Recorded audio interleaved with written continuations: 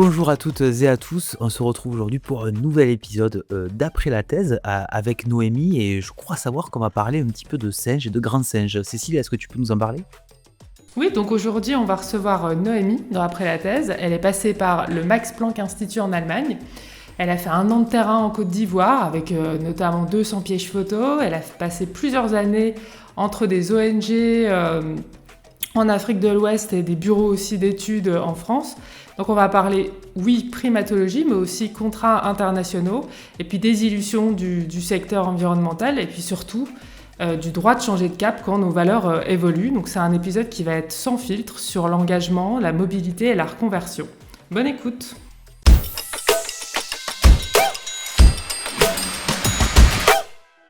Donc bonjour à toutes. Oh la vache. Oh le faux c'est départ. bon. Ah, j'ai vu des trucs s'afficher à l'écran. Non, désolé, c'est bon. Et vas-y, bonjour à t'en toutes prie. et à tous, c'est pas grave, on est sur un faux départ, Cécile. Maintenant, on a l'habitude de faire comme ça des introductions qui sont un peu à l'arrache parce que c'est ça qu'on aime bien. Depuis qu'on les préenregistre, maintenant avec Cécile, on se lâche sur les vraies introductions parce que là, aujourd'hui, donc on accueille une nouvelle invitée, excusez-moi, pardon.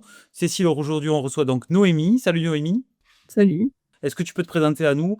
Donc du coup, voilà, tu as fait un doctorat en quoi? Tu l'as passé en quelle année? Tu l'as fait où? Etc. Voilà, juste la petite feuille de route pour démarrer cette interview tous les trois. Alors, j'ai commencé ma thèse en 2016 au Max Planck Institut de Leipzig. C'était le département de primatologie. Et mon Donc sujet, c'est en Allemagne, hein? c'était... Ouais, en Allemagne, c'est ça. Allemagne de Ok. l'Est. Mon sujet, c'était sur l'estimation des tailles de population, notamment des chimpanzés, mais pas que, aussi des autres mammifères. Et avec des pièges photos sur une nouvelle méthode, une nouvelle méthode statistique, quoi. Voilà. Mais du coup, attends, mais tu te travailles sur les chimpanzés, mais tu avais du terrain à l'étranger, non, j'imagine? Oui, oui. Je travaille en C'était fait, où? j'ai fait 1 an de terrain en Côte d'Ivoire. J'ai posé 200 caméras pendant plus de 10 mois, toute seule avec une équipe, enfin toute seule, avec une équipe de 6 personnes. On a fait la maintenance pendant 10 mois et voilà, 200 km² dans la forêt tropicale humide de la forêt de Taï, en Côte d'Ivoire. Du coup, tu as commencé en 2016 et tu as terminé en quelle année? En 2021, j'ai soutenu en mai ou avril 2021. Mais en fait, pour moi, je considère que je l'ai fini un peu en 2019 parce que presque tout mon travail était fini en 2019. C'est juste que l'acceptation du deuxième article a pris un peu plus de temps, notamment avec le Covid, etc. Et après, en fait, il m'a fallu au moins 6 mois pour compiler tout le dossier et avoir la date de soutenance. Ok, donc en fait, parce que en Allemagne, il faut avoir 2 articles pour soutenir. C'est ça. Bah, en tout cas, avec l'université de Leipzig, c'était 2 articles minimum et avec le département de primatologie, c'était même un autre, un 3e soumis. Sauf que mon directeur de thèse, il prenait sa retraite, début 2019. Donc en fait, il avait dit: «Bon, c'est pas grave, oubliez celui-là et comme ça, vous pouvez tous soutenir votre thèse, sans avoir, sans avoir nulle part où aller en attendant». Ok, juste question curieuse, mais est-ce que c'est partout pareil en Allemagne ou parce que, enfin moi j'ai toujours entendu qu'il fallait 2, mais je sais pas si c'est lié aux universités ou pas. Ben, tu sais pas Non, non c'est plus. en fonction des landes, je crois, de mémoire. Parce que moi, à Ah, Bonn, c'était ok. pas ça.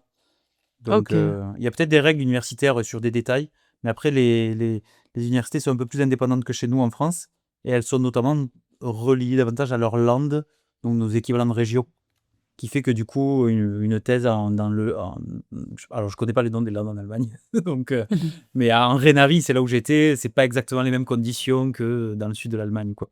Alors 2 questions. Pourquoi l'Allemagne? Première question. Deuxième question, est-ce que ça t'a plu? Alors, là, pour la première question, en fait, j'ai trouvé un peu cette thèse par hasard. Enfin, c'était une opportunité comme ça. En fait, je suis pas après mon master, parce que alors moi, je préviens, je suis pas du tout une première de la classe, au contraire. Parce que j'aime pas apprendre par cœur et cetera et en fait, pour moi, je pense avoir une thèse via le système doctoral français, c'était impossible. En plus, à l'époque, j'avais vraiment un énorme manque de confiance en moi. Alors passer l'oral, c'était même pas imaginable et en fait, du coup, je me suis dit qu'il me fallait trouver une thèse qui était déjà financée Et pour ça, pour faire la différence, je me suis dit que j'allais faire, du terrain. J'ai essayé de trouver un truc de terrain, un volontariat ou quelque chose comme ça, où comme ça allait ajouter à mon CV et ça allait faire la différence peut-être avec, d'autres, postulants. Et donc en fait, j'ai postulé à une, ONG qui s'appelle la Fondation pour les chimpanzés sauvages en Côte d'Ivoire, à Taï. Et donc je suis partie 1 an là-bas pour aller faire le suivi, des mammifères, mais là, c'était avec une méthode qui s'appelle les transects en ligne. Et en fait, vers la fin de cette année-là de volontariat, j'ai demandé à la directrice à l'époque, si elle pouvait me faire une lettre de recommandation pour, il y a des thèses auxquelles j'allais potentiellement postuler. Et elle m'a dit qu'elle savait pas que je voulais faire une thèse et que c'était super intéressant et qu'elle allait contacter en fait le président fondateur de cette ONG qui était en fait, mon futur directeur de thèse, qui était aussi le directeur du département de primatologie de Leipzig. Et donc je l'ai rencontré, à Abidjan. Et il m'a dit d'écrire une proposition de thèse et que si ça lui convenait, j'allais pouvoir venir en Allemagne, commencer ma thèse. OK. Ah oui, donc un parcours, j'avais une autre question, je m'en souviens plus. Attends 3 Il secondes, y avait ça une va deuxième à revenir. tuer. Non, mais en plus, c'était hyper intéressant. Alors, c'est Ah assez oui, j'ai une atypique question. de trouver une thèse comme ça, en tout cas, c'est vrai. Ouais, il y avait la deuxième question, est-ce que ça t'a plu en Allemagne? Mais et puis ça va me laisser le temps de réfléchir parce que j'ai une autre question qui est venue entre-temps. Mais oui. Et donc, est-ce que ça t'a Alors plu, finalement, de faire ta thèse en Allemagne? alors la thèse, j'ai adoré. Pour moi, enfin, il y a plein de gens qui disent que la thèse, c'est super difficile. Moi, j'ai trouvé ça super facile. Enfin, vraiment, ça a coulé de source. J'ai kiffé mon sujet. Vraiment, c'était, trop facile et puis j'avais 2 superviseurs et les 2 se complétaient très, très bien et je pense que c'est ce qui a fait aussi que la thèse s'est très, très bien passée. Et après, vivre en Allemagne, ça m'a un peu moins plu. Surtout après avoir vécu, 2 ans en Côte d'Ivoire, le choc culturel était assez intense. Voilà. Ah oui, j'imagine. Oh, même entre la France et l'Allemagne, sans aller en Côte d'Ivoire, c'est déjà assez intense le choc culturel. Bah, J'attendais même ça. Côte d'Ivoire, Et on c'est pas embrasse mal. les Allemands que l'on aime toujours. Mais j'ai bien aimé parce que même dans l'intro, quand tu te présentais, tu disais en Allemagne de l'Est. Tu sais, pour vraiment marquer que, Ah ben ouais, ouais, c'est pas le c'est même pire délire que que... l'Ouest, Ah encore. ben moi, là où j'étais, c'était sympa. C'est sûr que l'ancien Ah ouais, Est, c'est moins fun que non, l'ancien c'est Ouest, sûr. Ouais. quoi. Hormis Berlin, évidemment. Je dis ce qui m'a le plus choqué, je pense, c'est de me faire engueuler, au feu rouge piéton parce que je traversais au rouge feu rouge piéton à Alors ça, pied. c'est partout en Allemagne. Sache-le, c'est pas propre à l'Allemagne, ancienne Allemagne de l'Est. Ça marche Ouais. aussi de l'autre côté. Ça marche aussi de l'autre côté, parce que ça aussi, ça m'est arrivé, effectivement. Mais oui, alors attends, pour revenir sur ton doctorat, là, donc du coup, qui s'est bien passé. Alors, je me permets de faire un clin d'œil à Cécile, tu vois, c'est cool, parce que là, du coup, c'est vrai que voilà, on n'a pas toujours des gens qui disent que c'était facile, ou en tout cas que ça Mhm. s'est bien passé avec. Voilà, donc ça c'est cool. Donc ça montre Ouais. aussi, voilà, moi je suis content parce qu'on a un peu cette diversité-là, parce que moi c'est vrai que quand on me pose la question, je sais jamais où me mettre à titre personnel, parce que ça s'est pas mal passé du tout, dans mon cas. Non. Donc j'ai, voilà, et Cécile non plus, donc pas une Non, non, difficulté moi non plus. particulière. Et même, tu vois, ce côté un peu pas super étudiante avant le doctorat, moi, je l'ai eu aussi et j'en parlais avec d'autres personnes assez récemment et il y en a d'autres qui sont comme ça. En fait, il faut pas forcément être premier de la classe pour faire Ouais, une thèse, quoi. Mmh. ça n'a rien à voir. Bah, en fait C'est vraiment. en fait, c'est juste que là où j'ai fait ma 2e année de master, enfin, pour donner un peu une idée, bon ça je l'ai su, à la fin de au bout de ma première année de thèse parce que je suis retournée là-bas voir la soutenance, d'une amie et en fait, il se trouve que mon ancienne directrice de stage de M2, disait que j'étais enfin ouais, sous-entendait que j'étais vraiment nulle en fait et que jamais j'aurais de thèse, Hmm. voilà. J'espère que tu leur envoyais un email avec ton diplôme de thèse. Bonjour, Non, voici mon diplôme. Alors, en fait, j'ai eu la meilleure des revanches parce que je l'ai croisée et bon, c'est dommage de pas pouvoir dire de nom, mais parce qu'elle, c'était aussi un peu une primatologue et donc elle m'a croisée, mais puis avec, ce côté un peu, faux cul, «Ah Noémie, comment ça va? Tu deviens quoi?» Et là, j'ai «Ah ouais, Hmm. bah, j'ai commencé ma thèse». «Ah bon? Ah oui, bah, tu vas aller sur le terrain alors?» «Oui, oui, bah, je viens de rentrer». «Ah bon? Mais tu fais ta thèse avec où ça?» «Au Max Planck Institute de Leipzig». «Ah bon? Mais avec qui?» Et là, j'ai dit le nom de mon directeur de thèse qui est un primatologue assez connu, enfin qui était très connu dans le domaine. Et là et voilà, Ah et oui, elle avait donc la ouais. tête Ouais. comme ça Oui, meilleure revanche. et voilà et après C'est j'ai dit à une mon j'ai spécialité, raconté ouais. ça ouais et j'ai raconté ça à mon directeur de thèse, parce que je rentrais après en Allemagne. Juste après, je lui ai raconté, il m'a dit: «Ah bon? Ben» il dit: «Je comprends pas parce que moi, je trouve rien». Donc voilà. Bah oui, bah voilà. Donc, non, mais comme quoi, Ouais, elle faut pas t'avait dans le forcément toujours collimateur, quoi. écouter tout le monde. Mais ça, elle t'avait dans le Euh, collimateur, quoi. oui, c'est C'est ça. ça. J'ai une question. je me disais, parce que bon, alors, on va pas se mentir, primatologue, je pense que minimum, un quart, voire plus des gens ont voulu faire ça dans leur vie en étant jeunes, ça leur a traversé l'esprit. Enfin, moi, je me rappelle, que j'étais, à fond sur, les documentaires Arte. Dès qu'il y avait des singes et cetera, c'était genre mon rêve. C'est devenu, je voulais être un peu la nouvelle Jane Goodall, quoi, tu vois? Et puis après, je me suis dit: «Non, peut-être un peu trop compliqué, on va faire vétérinaire, peut-être trop compliqué aussi». Du coup, on va faire, dans l'écologie globale, quoi. Mais du coup, toi, ça t'est venu comment? Est-ce que c'était pareil? Est-ce que c'était une envie depuis que tu étais jeune ou est-ce que c'est venu après? Comment ça s'est passé? Alors en fait, moi, j'ai jamais vraiment su ce que je voulais faire de ma vie. Alors j'ai toujours adoré les animaux, les documentaires et cetera, mais j'ai jamais forcément, enfin, pensé primate ou moi, à la base, même, j'aurais voulu travailler dans le marin. Hem et d'ailleurs, je fais ma première année de OK. master à La Réunion, sauf qu'en fait, j'ai pris le bateau et je me suis rendu compte que je supportais pas le bateau et donc le Ah! marin, pour moi, Oui, c'était mort et la parce gerbe, et quoi. ouais, voilà, c'est ça et même à la limite, enfin, voilà, moi, j'aimais bien tout ce qui était un peu genre requin et cetera ou enfin, voilà, et en fait, après en fait, c'est juste venu par, les primates, c'est vraiment le pur des hasards, c'est-à-dire que, bah, voilà, c'est parce que mon volontariat, j'ai trouvé dans cette ONG, la Fondation pour les chimpanzés sauvages, que j'ai continué là-dedans, en fait. C'était vraiment pas, je voulais pas particulièrement travailler sur les chimpanzés, voilà, c'était pas une passion de base. OK. C'est vrai, après je me disais: «Mais ça doit être hyper compliqué de pouvoir faire une thèse, en tant que primatologue», parce qu'il y a plein de gens qui doivent vouloir le faire. Je me rappelle déjà que dans tout ce qui est écologie du comportement et cetera, il y avait beaucoup, beaucoup de demandes donc ouais, comme quoi, OK. Après, moi, je suis pas vraiment enfin, je pense que la plupart des gens me considéraient peut-être comme primatologue, mais pour moi, mais je sais pas, enfin, comparé si je me compare à mes amis qui sont vraiment primatologues, il y a vraiment une différence. Enfin, moi, je me considère pas primatologue par rapport à eux parce que moi, j'ai vraiment plus travaillé sur, l'estimation des populations, notamment avec les pièges photos et cetera.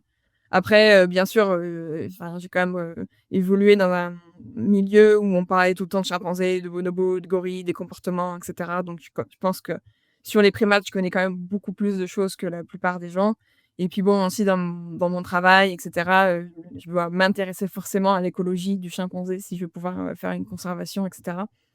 Voilà. Après, c'est sûr que les places sont très chères, mais voilà, moi, c'est vraiment arrivé un peu par hasard, quoi. Alors justement, on y vient, si je peux me permettre de revenir un petit peu sur la chronologie.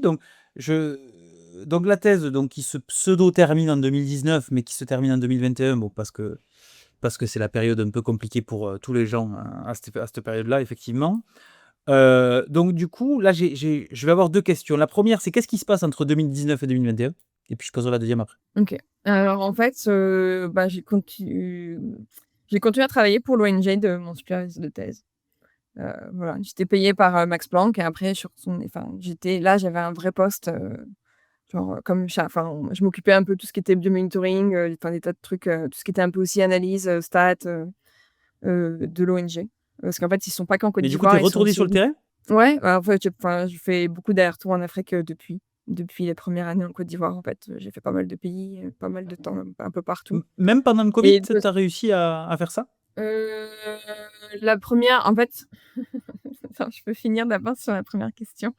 Enfin, ouais, Oui, parce bien que sûr. l'ONG est basée aussi au Libéria et en Guinée et en fait, justement, ce qui était prévu, c'était que je parte au Libéria pendant au moins 3 mois pour, mettre en place la méthode sur laquelle j'avais travaillé pendant ma thèse, là-bas, dans un autre parc national et en fait, je suis partie fin novembre et je suis revenue, mi-février, enfin, juste avant qu'il y ait le covid, en fait. Et sinon, je l'aurais passé au Libéria, ceci dit, ça m'aurait pas dérangé et après, par contre, pour la deuxième vague, l'année d'après, là, j'étais en Guinée. Donc là, c'est comme s'il y avait pas voilà. Et du coup, donc tu soutiens, officiellement, donc tu as le diplôme en 2021. Tu peux soutenir donc ta thèse en Allemagne. Qu'est-ce qui se passe après du coup? En fait, quand je suis partie au Libéria, c'était avec un contrat particulier avec, l'ONG et en fait, à la suite, quand après le covid et cetera, j'avais encore des choses à finir, mais mon contrat se terminait et puis finalement, on m'a proposé un autre contrat pour partir travailler en Guinée et pour m'occuper vraiment plus des bases de données, les nettoyer et cetera et en fait, sous condition que j'aille en Guinée, sur le long terme et donc quand je suis repartie en Guinée je crois que ça devait être, fin novembre 2020. Là, je suis partie, enfin, j'étais censée partir pour au moins 1 an et finalement, j'ai pas aimé. Donc après 3 mois, je suis rentrée et là, il y a eu ma soutenance et là, je suis partie soutenir. OK, et pourquoi t'as pas aimé? Moi, bon, et puis c'est pas que mon opinion à moi a priori, mais j'ai pas aimé l'ambiance, de l'ONG en Guinée. Voilà, au travail. Et en fait, j'ai pas non plus aimé le pays. En fait, c'est très disons que c'est très misogyne Mmh. et sur 3 mois, enfin, il y en a un qui m'a insulté, il a failli me frapper et il y en a un, il me suivait tout le temps, voilà, c'était pas hyper agréable et puis en plus, comme en plus il y avait le covid, bah, il y avait enfin, en fait, moi j'ai jamais été dans les capitales, j'ai toujours été dans les petites villes ou les petits villages et heu et en fait, bah, je suis la seule blanche, en fait et en plus, je suis une jeune femme et donc forcément, bah, voilà, c'est fatigant. D'ailleurs, j'ai une très bonne amie et que je me suis faite à ce moment-là. Des fois, une fois, on allait au marché ensemble et à la fin, elle me dit: «Mais» et je lui dis: «Non, mais moi, j'aime pas aller trop souvent ou trop dans la ville» et elle comprenait pas et quand elle est partie avec moi au marché, on était au milieu, de faire nos courses et elle me dit: «Mais Noémie, tu pas fatiguée, là?» Je lui dis: «Bah, non, ça va, pourquoi?» Elle me dit: «Ah, bah, ça, c'est parce que toi, tu parles pas, le peul, du coup, tu comprends pas». Mais elle me dit: «Mais tous les gens sur ton passage, ils disent quelque chose, genre: "Ah, je vais te marier, ah, tu belle, ah nanani, elle est comme ça". Elle dit: «Même les femmes, elles font des commentaires». OK, donc pesant quoi, à la longue, je comprends, ouais. OK, et donc du coup, tu es revenue et après, après ces 3 mois-là, du coup, qu'est-ce que donc tu as soutenu et Et ouais et ensuite? c'est vrai et c'est ça la question, c'est pour ça que j'avais raconté tout ça, pardon. Je me suis perdue et J'ai pas en osé, gros, je me suis dit: «Ça va venir naturellement». voilà, donc quand j'ai arrêté les 3 mois parce que j'ai dit que j'aimais pas, j'ai dit à mon ancien directeur de thèse que je voulais pas continuer, que vraiment, enfin, c'est pas possible pour moi et aussi, en fait, j'en avais marre de tout le temps partir à droite, à gauche et de vivre en Afrique. En fait, à un moment donné, moi, ça faisait déjà, enfin, je sais pas, 8 ans, 9 ans que je faisais des allers-retours un peu à droite, à gauche et en fait, j'avais pas l'impression d'avoir suffisamment de la vie perso que j'avais envie et même pas de vie perso du tout et donc j'avais envie de me poser quelque part, notamment, enfin, j'ai pris la décision de rester en France même si, bah, c'était aussi un coût parce que j'adore aussi vivre en Afrique et donc enfin, pour moi, j'ai dit: «J'arrête», en fait et même s'il me redonnait pas de contrat derrière et donc il avait dit que je pouvais finir mon contrat, enfin 6 mois de contrat, une fois que je serais en France et finalement après ma soutenance, on a discuté. Il m'a dit: «Bah, en fait, ça se passe bien quand tu es, en France et pas en Allemagne, mais donc on peut continuer comme ça». Donc j'ai continué encore à travailler pour l'ONG, encore 1 an ou 2 comme ça. OK, donc mais alors, en fait, tu étais payée, j'essaye de comprendre parce que tu parles beaucoup d'ONG depuis tout à l'heure. Pour faire ta thèse, tu étais payée par, l'université, par Max Planck ou par l'ONG? Par le Max Planck, mais j'étais soutenue par l'ONG OK. sur place, OK, donc c'était un truc, en fait, en espèce de pseudo co-tutelle avec l'ONG, en fait? Non, non, non, parce que l'ONG, c'est l'ONG de mon directeur de thèse, en fait. C'est juste que pour aller, en Côte d'Ivoire, en fait, on peut pas aller faire de la recherche comme ça, et tu vois? Enfin, il faut y aller via une institution pour faire sa Ah! recherche et donc en Bien. fait, c'est l'ONG qui, OK. auprès des autorités, me permettait de faire ça. Après, moi, quand j'avais fini ma thèse, en fait, j'étais payée par l'ONG, par contre. Parce que du coup, j'avais un après OK. fin 2019, comme j'avais plus le contrat, je pouvais plus avoir un contrat avec le Max Planck parce que mon directeur de thèse prenait sa retraite et que, du coup, le département fermait. Je pouvais pas avoir de fonds de financement par le Max Planck. Donc, là, c'est là que j'ai commencé à retravailler avec l'ONG parce que là, j'avais des contrats via l'ONG. OK, Ah, OK, je comprends mieux. c'est un peu comme une cifre, mais sans le côté, argent, quoi. C'est comme si Ouais, juste, c'est ça. l'ONG qui assure une partie de l'administration, pour qu'elle puisse faire ses missions, Ah oui, ouais, C'est je ça, comprends. oui. Je comprends. Mais alors du coup, alors, là, on a retracé, donc, les 2 années après, le doctorat, donc, au travers cette ONG. Aujourd'hui, tu es où? Tu fais quoi? Alors aujourd'hui, je travaille, au département international, de à Montpellier depuis 2022 et voilà, donc en fait, je suis chef de projet dans ce bureau d'études. OK, à Donc voilà. Montpellier, et donc en fait, c'est en revenant en France, donc tu as terminé ton contrat avec, l'ONG et puis ensuite tu as eu ce poste à Non, en fait, donc quand je suis rentrée en France, j'ai continué à travailler, en remote, bah, depuis Lille parce que c'est là d'où je suis originaire, pour l'ONG et en fait, le truc c'est que j'aimais pas le contrat que j'avais avec l'ONG et donc j'avais demandé à mon ancien directeur de thèse, bah, de changer ça donc que je voulais quelque chose de un peu plus permanent que des CDD de 1 an, 1 an, 1 an comme ça et Mmh. en fait, il m'a dit qu'il pourrait jamais, il pourrait jamais, me satisfaire, enfin, ce que je demandais donc Mmh. j'ai dit OK. Donc, des fois, je cherchais un peu ailleurs sans forcément trouver. Et en fait, à un moment donné, bon, j'ai pas cherché non plus super longtemps, hein, 3-4 mois, mais bon, j'ai un profil qui est quand même un peu atypique. Alors, quand on veut pas continuer dans la recherche et qu'on a travaillé surtout en Afrique, et cetera, c'est un peu, voilà. Et en fait, une fois, donc pour cette même ONG, j'avais une autre mission en Guinée et en Sierra Leone. Et en fait, il se trouve que j'ai rencontré mes chefs à Conakry, en Guinée, via une ancienne collègue de l'ONG. Et c'est comme ça que j'ai eu Ok, ce poste, ouais. ok. Donc depuis 2022, est-ce que ça te plaît? Alors au début, j'aurais dit que ça me plaisait. Après, après j'ai eu trop de voyages à mon goût. C'est-à-dire que finalement, je voulais plus habiter en Afrique sur le long terme pour avoir une vie perso, mais en fait, à faire des allers-retours, pendant 1 mois, tous les 2-3 mois, en fait, finalement, j'avais pas vraiment de vie perso non plus. Et puis c'était fatigant et voilà. Et puis, des fois, bon. Après, mon manager, il a tendance à vouloir gérer, mais c'est juste que des fois, il y a beaucoup de stress parce que souvent, c'est des contrats qui sont signés à la dernière minute, il faut partir à la dernière minute, donc c'est des fois difficile de prévoir certaines choses. Après, moi, je pense que, aujourd'hui, ça me plaît. Enfin, j'ai toujours du plaisir des fois à faire ce que je fais quand ça reste au niveau technique, enfin voilà, parce que je pense que j'aime toujours bien ça. Et je pense que dans la globalité, en fait, j'ai envie de j'ai envie de me reconvertir parce que, en ayant travaillé du côté recherche, en ayant, travaillé du côté ONG et maintenant en ayant travaillé du côté bureau d'études, finalement, j'ai un peu vu tous les côtés, de ce qui pouvait se faire en environnement, enfin, en tout cas, a priori en Afrique surtout. Et en fait, ce que j'ai vu, ça me laisse un peu, comment dire? Sans espoir, pour l'avenir. Enfin, j'ai pas l'impression qu'en fait, le vrai problème, il est là. Parce qu'à la base, je voulais travailler dans l'environnement pour, améliorer les choses. En tout cas, pour participer Mhm. à éviter de trop détruire la nature, et cetera. Et en fait, je me suis rendu compte il y avait pas vraiment, enfin, ce qu'on faisait, c'était bien, mais c'était mettre un pansement, que le vrai problème, il était pas là. Mais du Et coup, dans quoi tu veux te reconvertir? alors un truc complètement différent. Ça Ok. a rien à voir avec l'environnement. Pour quitter un peu ce milieu qui t'a dégoûté, en fait, un peu. Ça m'a pas dégoûtée, c'est juste que je pense que je sais pas comment dire, mes principes, mes valeurs, mes idéaux, ils ont évolué. Ok. Et peut-être plus agir à l'échelle locale et puis pas forcément dans ton travail, quoi. Oui, ou d'une manière différente, pas forcément, oui, c'est ça, pas forcément que ce soit dans mon travail ou voilà.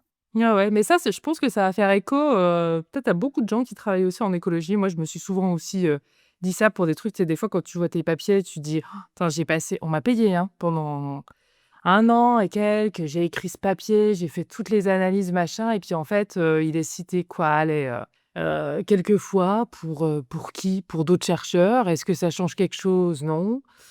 Tu proposes des stratégies de gestion, il ne se passe rien et tu te dis: «Bon, bah, pourquoi?» Des fois, oui, je peux comprendre que ce soit un peu désespérant et c'est aussi important de le dire, aux jeunes parce que je pense que, comme toi, en fait, on est beaucoup à être partis dans des études comme ça parce qu'on avait envie de changer des choses et en fait, il s'avère que je savais pas tant que ça pour les ONG, tu vois? Je pense que les ONG agissaient, enfin bon, je pense que ça dépend des ONG et tout aussi et cetera, je pense, hein, tu vois? Mais mais ouais, en fait, on galère à trouver sa place pour agir, comme on le souhaitait à la base quand on a commencé les études là, je suis d'accord. C'est vrai que toi, avec les papiers que tu fais, c'est juste pour dire avec Cécile, c'est vrai qu'en plus, Cécile écrit des papiers qui justement une partie de ces papiers sont à destination de jeux qui vont gérer derrière. Moi, j'ai pas ça, mais c'est vrai que toi, tu l'as et c'est vrai que il Bah, y a c'est la il y a déprimant, hein. ouais, je peux comprendre, hein. Un peu ONG avec qui j'avais travaillé pendant longtemps, bon, en fait, c'est pas avec, en travaillant avec cette ONG-là que je me suis rendu compte que, que les ONG, elles pouvaient être aussi un peu borderline des fois sur certaines choses. C'est plus en étant du côté bureau d'études parce que, souvent quand on travaille en bureau d'études, on est un peu dit comme, comme vendu ou comme on n'a pas vraiment les intérêts, de l'écologie à cœur, et cetera. Et ce qui est pas bon, peut-être qu'il y a des bureaux d'études, oui, c'est vrai. Moi, j'ai pas l'impression que ce soit ça, en tout cas dans mon service, aujourd'hui. Hem, Puis des fois, c'est pas non plus facile parce que forcément on est payé par, les clients. Donc en fait, des fois on dit: «Ben, il faudrait faire, 2 ans d'études sur la population de chimpanzés pour vraiment savoir quel impact on va avoir, sur cette population-là». Mais en fait, eux, ils veulent les résultats pour hier et donc et puis c'est eux qui payent, donc jamais ils paieront 2 ans d'études, intenses, avec des gens sur le terrain, et cetera. Donc en fait, Voilà, et en fait, après, c'est aux ONG, et les ONG, les parties prenantes locales, etc., de faire leur travail, qu'ils ne le font pas forcément toujours. Et des fois, quand on veut travailler avec les ONG, en fait, les ONG veulent jamais partager leurs données parce que, voilà, je sais pas pour quelle raison. Ou alors des fois, et puis en fait, des fois aussi, ils ont leurs idées impossibles de discuter. Et puis en fait, des fois aussi, on voit qu'ils reçoivent plein d'argent. Et en fait, quand on va sur le terrain, parce que des fois, on a des missions où il faut regarder un peu ce qui a été fait, donc des missions un peu de vérification de ce qui a été fait sur le terrain par les prestataires au début. Donc des fois, c'est les ONG. Et en fait, on arrive sur le terrain et la seule chose qu'ils ont fait avec les communautés, par exemple, c'est leur distribuer des t-shirts. Et en fait, tout cet argent Ouais. qu'ils ont eu, on ne sait pas trop ce qu'ils en ont fait, à part payer des salaires pour les gens qui sont basés en Allemagne, en Angleterre ou je sais pas. Ouais, oui, c'est pas forcément très cohérent, quoi. C'est ça. Et d'ailleurs, moi-même, je connais une fille qui travaille dans une ONG dont je dirais pas le nom. Elle a un salaire de 5 000 €, je crois, par mois, net. Oui, il doit y avoir des dérives, c'est sûr, Parce hein. qu'il y a un paquet d'ONG qui se comportent comme des entreprises et que les gens ne s'en rendent pas compte surtout. Ouais, C'est c'est ça. ça. En fait, c'est ça le truc. Et puis ouais, c'est ça. Et puis des fois, je me dis que finalement, les ONG, elles ont pas tant intérêt que ça à aider à développer certains endroits. Puis déjà, il y a les côtés un Oui, peu. parce que sinon l'ONG n'existe plus. Ouais, déjà, il y a des ONG qui ont des fois aussi un peu un comportement, comment dire, colonialiste sur place. Genre, c'est vraiment, voilà, les animaux qui priment plutôt que la population. Ils travaillent pas suffisamment avec la population. Alors maintenant, c'est un peu à la mode de dire qu'il faut travailler avec les populations, mais quand on regarde dans le principe, en fait, ils font rien pour ces populations à part leur interdire l'accès de certaines terres.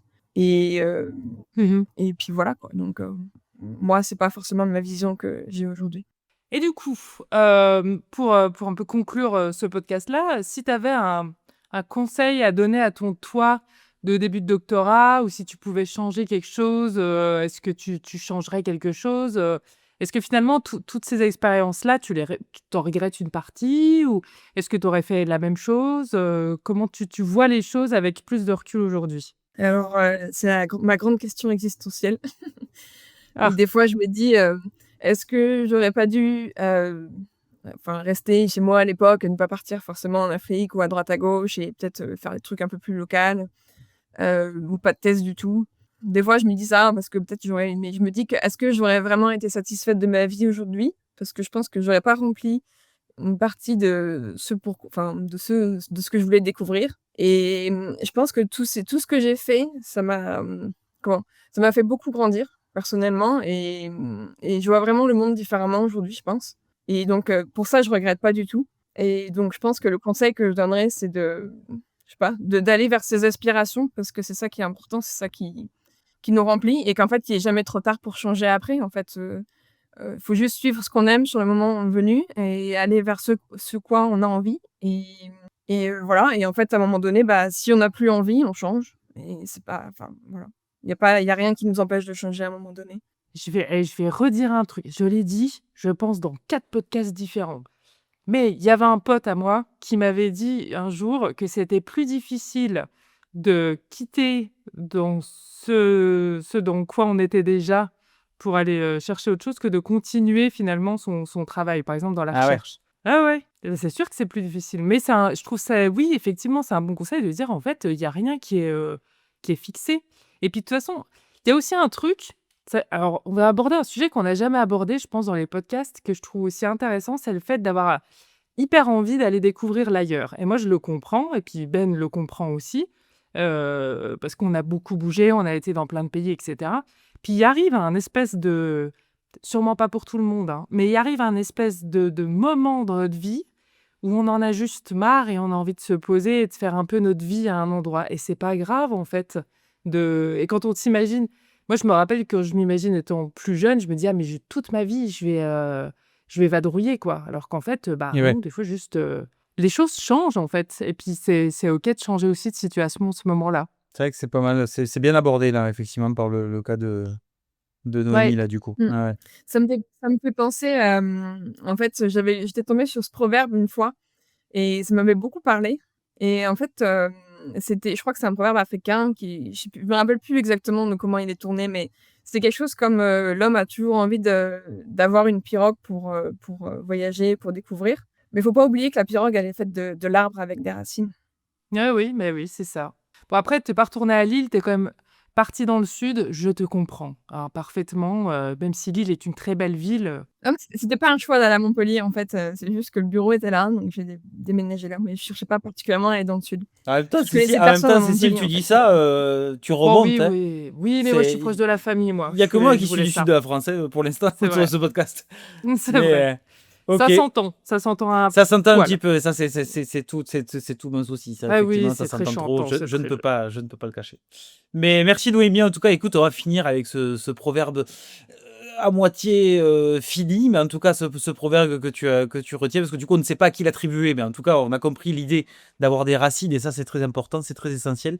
Merci en tout cas pour ce témoignage, parce que du coup effectivement c'était assez inédit sur de nombreux aspects, mine de rien. Outre l'aspect recherche aussi, parce que c'est la première fois aussi quand même qu'on reçoit quelqu'un qui a fait de la primatologie, et ça c'est pareil non plus, mine de rien, même si c'est pas le sujet du podcast. Donc voilà, merci encore Noémie, on espère que ça t'a plu, et Cécile, on se retrouve le mois prochain. Oui, on se retrouve très bientôt. Merci encore Naomi et à plus.